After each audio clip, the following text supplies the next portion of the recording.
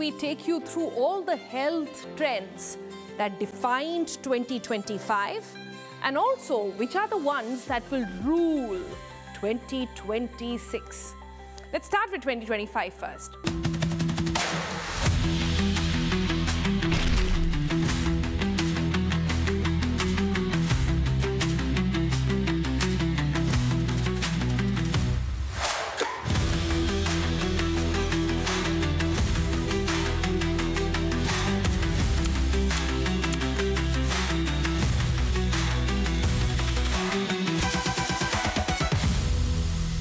It didn't begin in a gym or a clinic. It began in kitchens, office cafeterias, WhatsApp groups, late night Google and ChatGPT searches. Somewhere between a skipped meal and a restless night's sleep, Indians in 2025 started asking better health questions. Why does my weight behave differently now than it did like 5 years ago?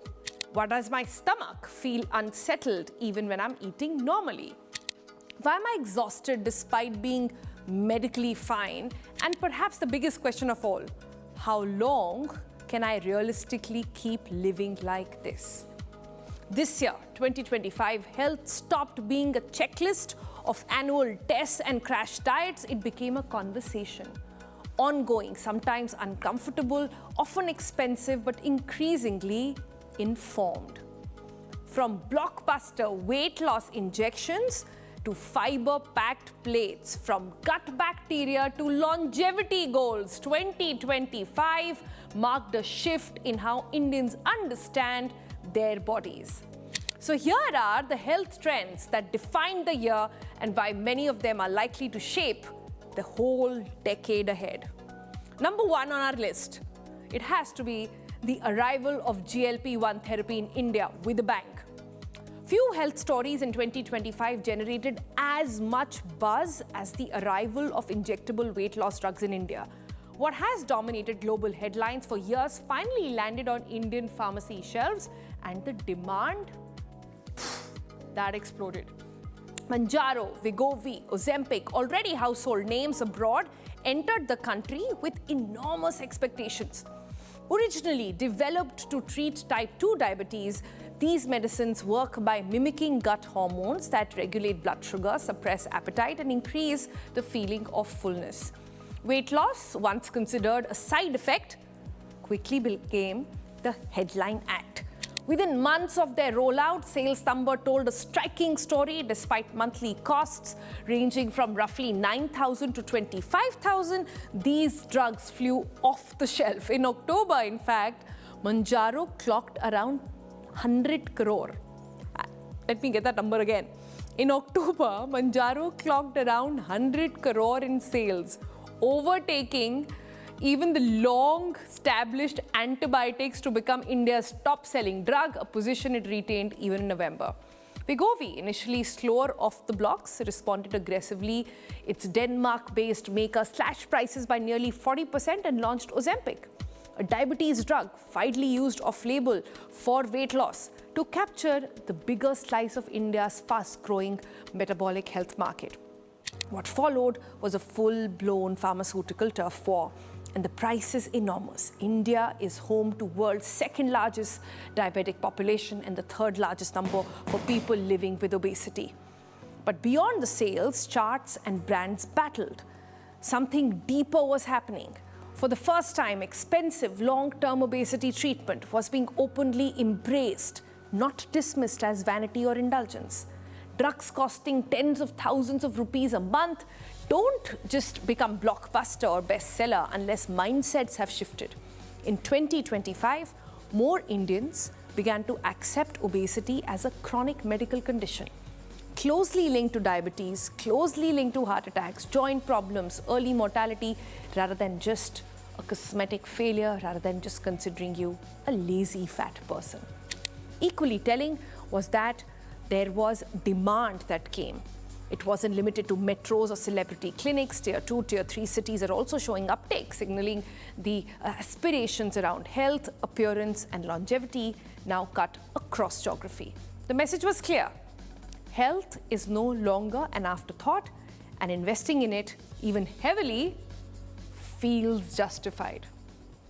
Number 2 on our list then, the inflammation conversation that went mainstream. If there was one scientific term that escaped research journals and entered everyday health talk in 2025, it was this. It was inflammation. Doctors and researchers have long warned that chronic low-grade inflammation underlines many modern diseases, from insulin resistance and heart disease to autoimmune conditions and certain cancers. And this year, that idea finally gained traction outside clinics. People began to understand the difference between acute inflammation and the body's healthy response to injury or infection, and chronic inflammation, which quietly damages tissues over time. Diet became central to this discussion. Several studies over recent years have shown that the Indian diet, while diverse, often leans heavily on refined cereals, with relatively low intake of protein, legumes, fruits, vegetables, and even healthy fats. In 2025, that realization sparked a reckoning. Nutrition conversation shifted away from calorie counting and good versus bad food towards patterns that reduce inflammation. The focus moved to largely plant-based diets built around unprocessed grains, lentils, vegetables, fruits, nuts, and seeds. Healthy fats from nuts and seeds gained ground, along with moderate consumption of fish and dairy as well. Red meat, refined grains, added sugar were pushed firmly into the occasional category. What made this shift actually stick was science. People became familiar with terms like flavonoids, anthocyanins, lycopene, plant compounds found in colorful fruits and vegetables, antioxidants such as vitamin C and E, fiber from whole grains, omega-3 fatty acids were no longer abstract concepts. They were seen as tools to calm inflammation and protect long-term health. The anti-inflammatory diet, once niche, also introduced by a celebrity, if you know what I'm saying, became aspirational and practical. Next on our list is gut health and the year of fiber maxing. Now, all health begins in the gut may sound like a wellness cliche, but in 2025, it gained scientific credibility and also cultural momentum. Research linking gut microbiome to immunity, metabolism, and even mental health reshaped how people think about digestion. Bloating and acidity were no longer brushed off as minor annoyances. They were treated as signals. The gut, often called the body's second brain, houses trillions of microorganisms that influence nearly every system in the body. When these microbes thrive, they support immunity. They regulate your blood sugar, they reduce inflammation, and even affect your mood. When they don't, that's when problems begin to ripple outwards. 5 years after the start of the COVID pandemic, people could connect the dots finally. In 2025, people understood that chronic stress, frequent antibiotic use, irregular sleep and steady rise, and ultra-processed food take a toll on your gut health. And in response came a surge of gut-friendly habits. Fiber-rich foods took center stage. Things like oats, banana, apples, flax seeds, lentils, and whole grains became daily staples for many.